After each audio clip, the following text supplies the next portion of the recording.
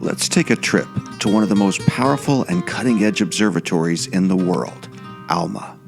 To get there, we head to the beautiful country of Chile, which stretches over 4,000 kilometers north to south, hugging the vast Pacific Ocean to its west and bordered by the majestic Andes Mountains along its eastern spine. ALMA is located in the interior north of the country on the Chajantor Plateau in the Atacama Desert. The Atacama is the highest altitude desert in the world, which makes it the perfect place to conduct this type of astronomy. ALMA, which is an acronym for Atacama Large Millimeter-Submillimeter Array, studies a portion of the EM spectrum located in the microwave region. This is a crucial window into our universe. It's how we can study the origin of stars and galaxies and the formation of planets. It's also how we can study the myriad organic molecules drifting through space, molecules that may have been the building blocks of life here on Earth and maybe elsewhere. These areas of study focus on regions in space that inhabit what we might call the cold universe, places that don't give off enough light or heat to be studied well with telescopes such as the Hubble.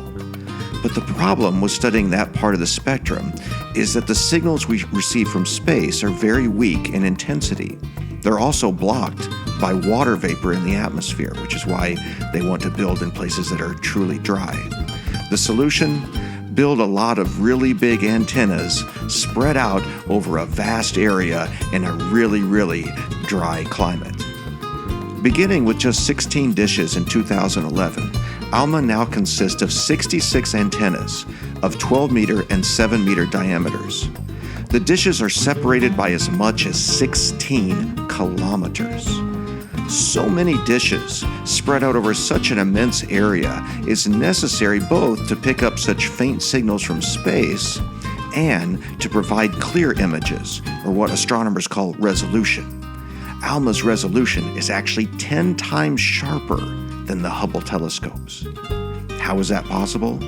Well, incredibly, the dishes in the array can operate in unison as a single mammoth instrument in a process called interferometry. But it's not easy to do. The exact distance between the dishes must be spaced to millimeter precision. The transporters used to do just that, Otto and Lore, each weigh 130 tons, have 28 wheels, and twin 670 horsepower engines. Now, when you combine 66 dishes all together, that forms a web of over 1,000 different connections that must be combined into a single signal. No human can conduct this orchestra of signals. This requires a supercomputer, and ALMA happens to have one conveniently located right at their HiSite location. The HiSite, at 16,500 feet, is where the signals are collected and processed. But the low site at ALMA is where the astronomers live and work and conduct their research. When our ACEAP team visited, for example, we had the opportunity to hear from a young European researcher working on black holes. Funding for ALMA comes from the United States through the National Science Foundation, through Europe, the European Southern Observatory, and the NINS of Japan. Different groups manage the site, including the AUI and NRAO of America and the NAOJ of Japan. They operate the site and work in close concert with the country of Chile, which receives 10% of the telescope's operational time. Clearly, the entire scientific world has come to the conclusion that teaming up to build and operate such a powerful and complicated instrument is well worth the investment.